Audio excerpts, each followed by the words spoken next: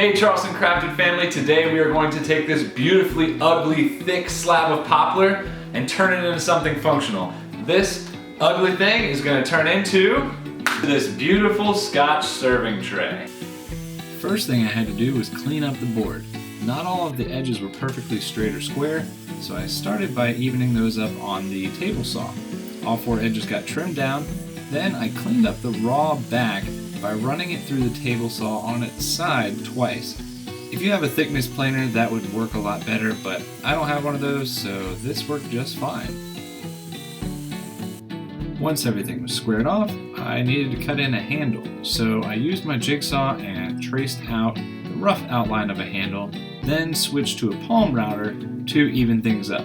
I worked on this until I got the shape that I wanted, had the right smoothness, and rounded everything off. Then I took the palm router and set a curve bit to do the entire top and bottom outline of the entire tray. This was really smooth and gives it nice clean edges, really makes it look professional.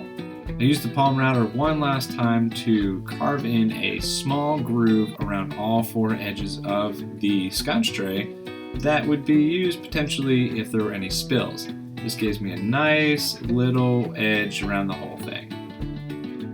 Final thing I did was add a squirt of walrus oil. I love walrus oil. Look at how amazing it changes the color of the wood. Everything looks so much more rich and finished with a nice little bit of cutting board oil. I really think this Scotch serving paddle turned out great. It's a great addition to our kitchen and our bar. Cheers from Charleston Crafted.